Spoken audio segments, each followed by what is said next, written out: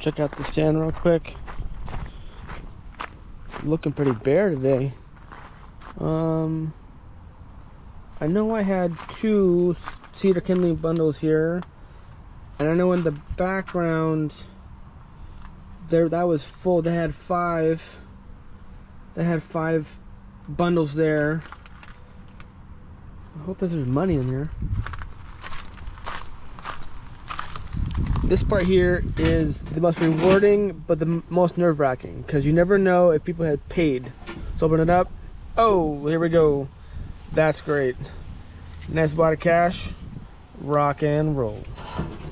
Put that in my pocket. All right, YouTube. Welcome back to another episode of Travis Does Firewood. You just saw that the firewood stand is looking pretty. There's not a lot of inventory at the moment, including kindling, which has seemed to be a pretty good seller. I'm surprised. I mean, I guess I'm not surprised. It makes sense. When you need to start a fire, you need kindling for the most part, and those large bundles would be able to start numerous fires. But it is time consuming to prepare, which is why they're at a premium at $10 a bundle. So we need to make more cedar kindling. So I will want to introduce you to my kindling maker. Let's do it. This is my Timber Chap Kinetic splitter. Bought this used. This is electrical, not gas powered. Definitely not as powerful as the Super Split splitter that Joe has and a few other people have on YouTube. But if I just use it for kindling, it does a good job. I've tried it on the cedar blocks over there. It did okay, but ideally with cedar kindling, you want it to be clear. You want it to have no knots. So and this does fine with it. I just feel that in terms of making all these small pieces, you don't have enough. It will go faster doing it like this as opposed to using my big gas power splitter, and a lot safer than having to use a hatchet or an axe. Before we get started on making the cedar, I just want to show you my prep.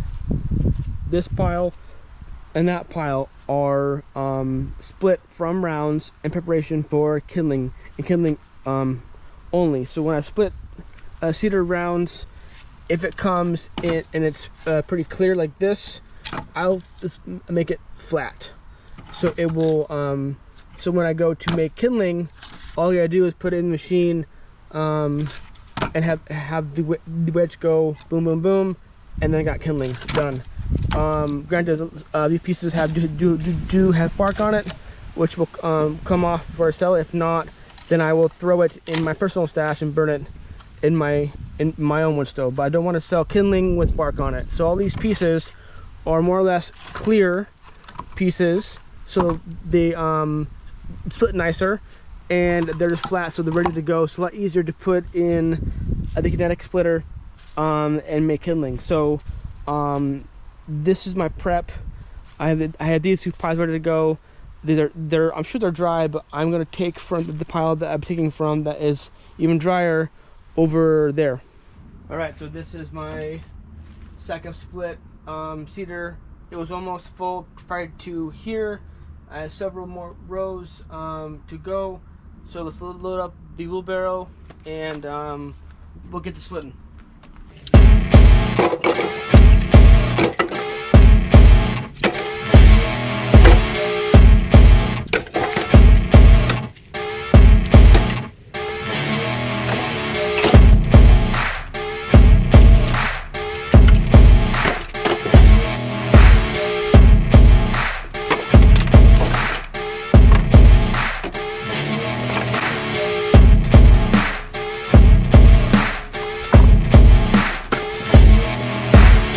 So before I turn this bad boy on and you hear it roar, just to confirm, I am going to be wearing ear protection and eye protection, or just my sunglasses, It isn't, I mean, it's electrical, so it's not too loud, but I feel it's loud enough to be annoying, so I just wear ear protection just in case.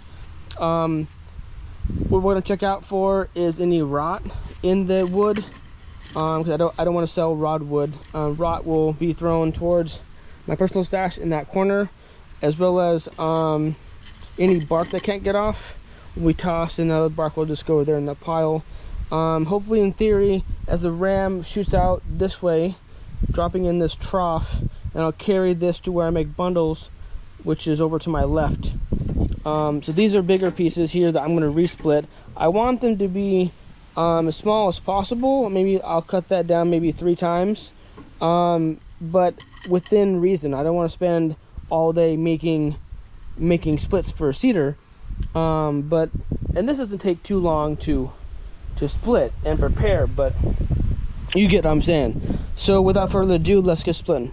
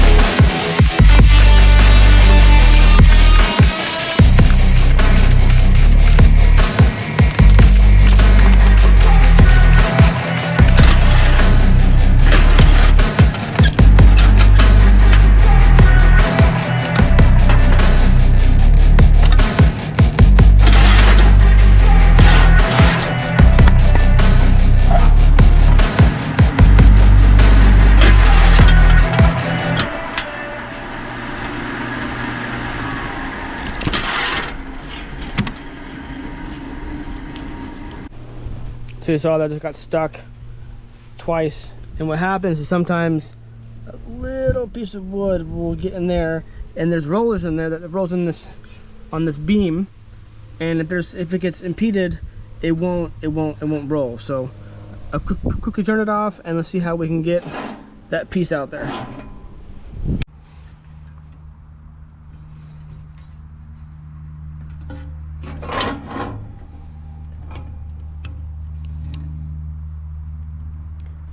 cheap dollar store pinchers.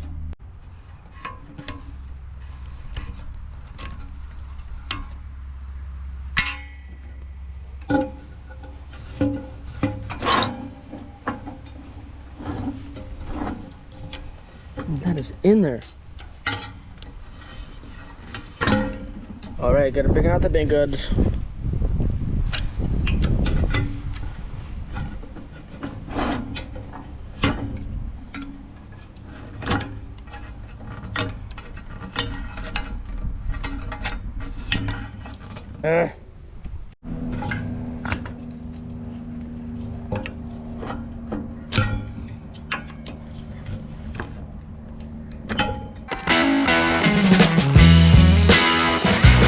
So at the moment I can't get that sliver of wood. Still can't see it there. Out. So what happens is I turn it on, it will extend and then stop. And I don't want to cook the motor and cook the fan, so I quickly turn it off, and then yeah, I don't want to waste any time on this right now. I need to fix it obviously, but I have enough kindling to stack, and you got the gist of how long that took for one wheelbarrow load. I got a few more pieces here that needs to be split, but I feel that this is a good load enough for the demonstration. So let's quickly get geared up and we'll move it over to the bundling area.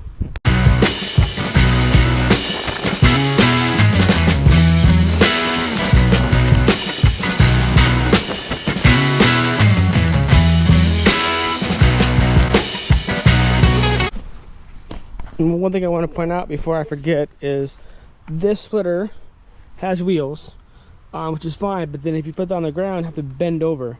So I put it on this old garden cart. It's rusted to pieces in a POS, but it seems to do the job. I mean, I think one of the tires was flat, but it rolls as it's mobile. Put down a piece of old OSB on the bottom, because this is open grate down there, so it's flat surface, so it will hold the wheels, and this kind of holds in. And then I have a ratchet strap holding it down to the cart with these C clamps, so it's pretty strict. Not gonna go anywhere. So that way I can put it under cover, and then I bring out the cord as needed.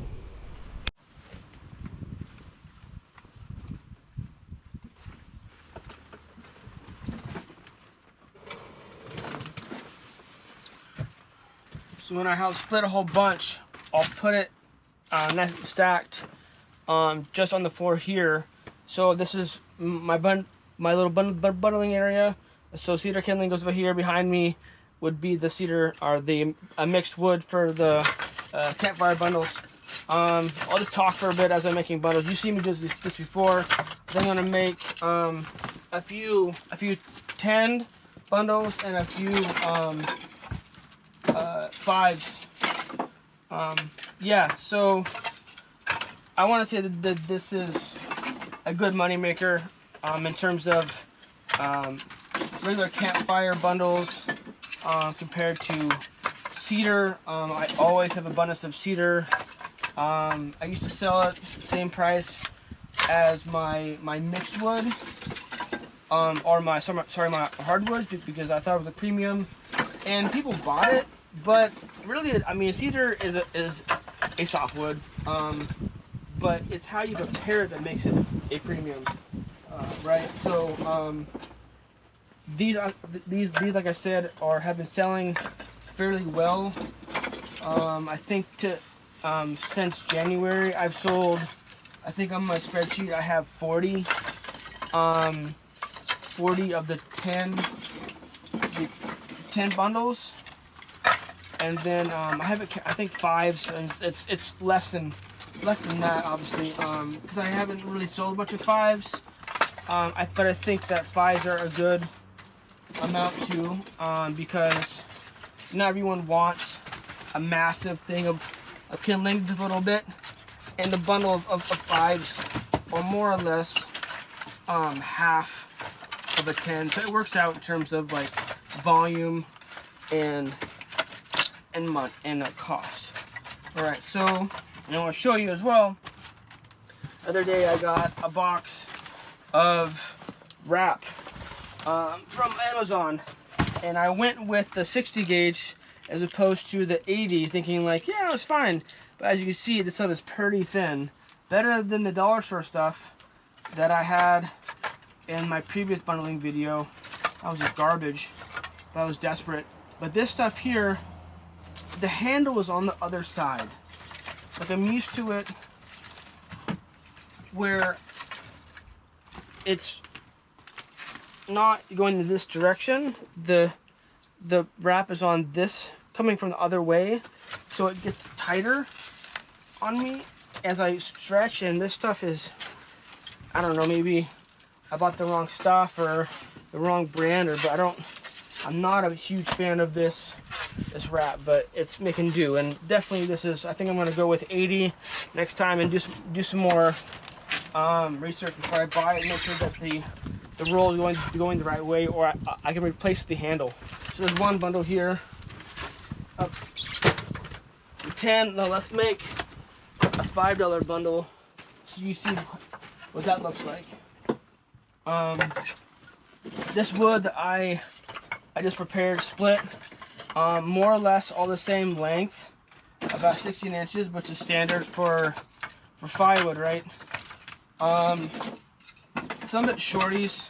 I could separate the shorties out for my personal, or those would go on in my $5 bundles of kindling.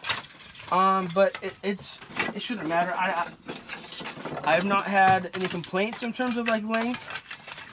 It all burns, and I think that people are still feeling that they're getting a good quality product nonetheless. So what I do sometimes if you split with the splitter, you get these like small little chunk pieces. They're still good, they still burn, and I put them in the middle, and they kind of add to the bundle, not for necessarily filler, but just adds to the bundle, and the customers can use that for additional kindling for their fires, which is good. I try to get this stuff as small as possible. Yes, I have some obviously to bigger stuff, and it just gets to the point where it takes too much time to get it super small, as well as dangerous. As you see, I was super careful when I was splitting, but it's still dangerous. You have that ram coming at you, 1,000 miles per hour, and you can get caught if you're not paying attention. So almost done with this bundle. We'll call this good, about half-ish there, and yeah, make sure that it's all good. Spare on the sides, so it looks all nice and neat.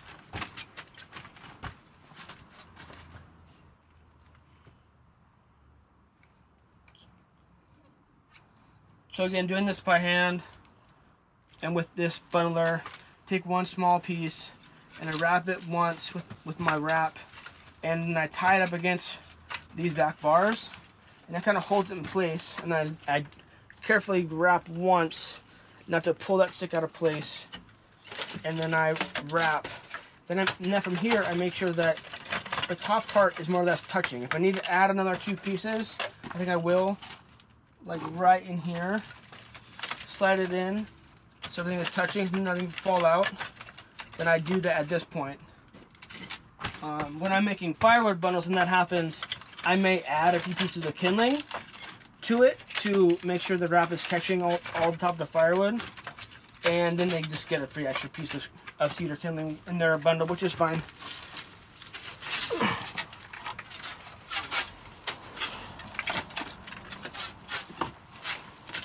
Ah, broke. Got caught on the edge there. When caught on the edge, then it breaks itself. Yeah, it did it right there. This is super frustrating. Wrap it one more time, and we'll call this bundle good. So that's 1.5. So you can see, that's more or less half, but different than the 10. Let's make one more 10. I'll have a total of 2 $10 bundles and 2 5s. I have enough wood here. Just real quick, let's make another bundle. You don't mind, do you? No, no.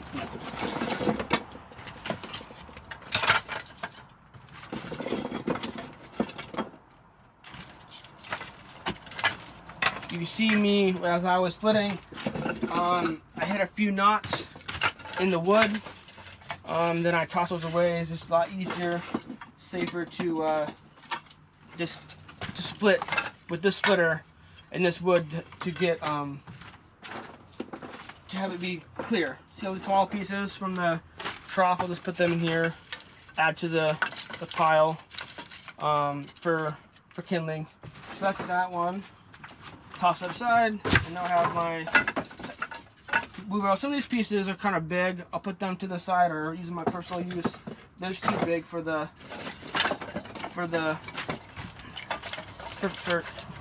sale.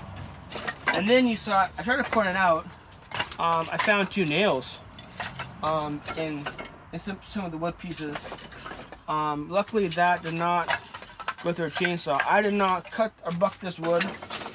I think this is from my arborist, this wood. I forget. I have so much cedar. I can't keep track of where it comes from. But yeah, I found 2 nails that were missed by the chainsaw, which is good. I'm sure they didn't miss them all in that job. But yeah, you can see how fast that went to even make a $5 one. Obviously, I mean, I could make these 5s a lot smaller, so people would be less likely to buy them. But having them be half, I think, is fine. Half the price, and having half the amount of wood is fine. I want people to buy the 10 because there's more money, but then there's more volume gone. So yeah, I think having options 2 is good. Without having to confuse your customers, is helpful, so they will come back. So I think that feels tight. Wrap this one.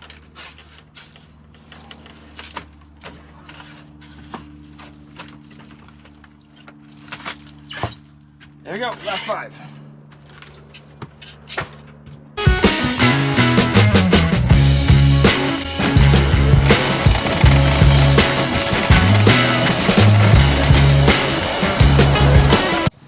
Alright, back up to the stand. Okay. Go some more. Here's one more 10. So we got 2 10s, and then we got your 2 5s.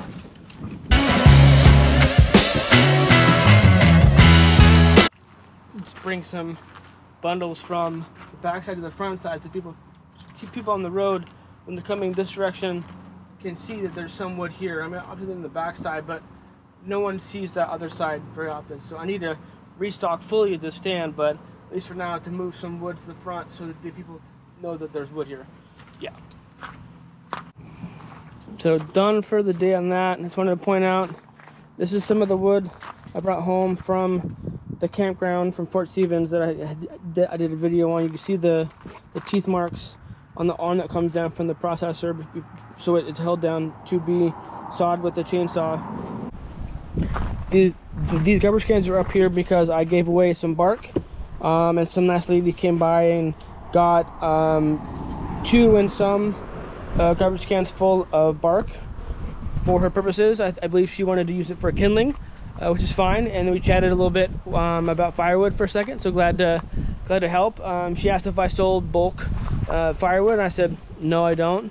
And then apparently she got a cord recently, I think it was this past winter, and it was dropped at her house, and she was at work, and her kids either called her or texted her afterwards as they're stacking it and said, "Hey mom, this wood's not, it's still wet." And so lo and behold, it wasn't seasoned. So it's sad that there's so many people out there that sell crappy wood, and I wish that people were more honest. And I know a lot of you out there are honest, and a lot of sellers who use wood moisture meters, who use that. So even me on my stand, if you check it out, the moisture content on each sign that is in a range is more, and that's pretty much accurate, because I do test my wood before I will split it or not, to prepare it sometimes when I'm questioning if it's ready or not. So it's good to go for the customer. So yeah, thank you for tuning in. I appreciate it, and we'll see you next time. Cheers.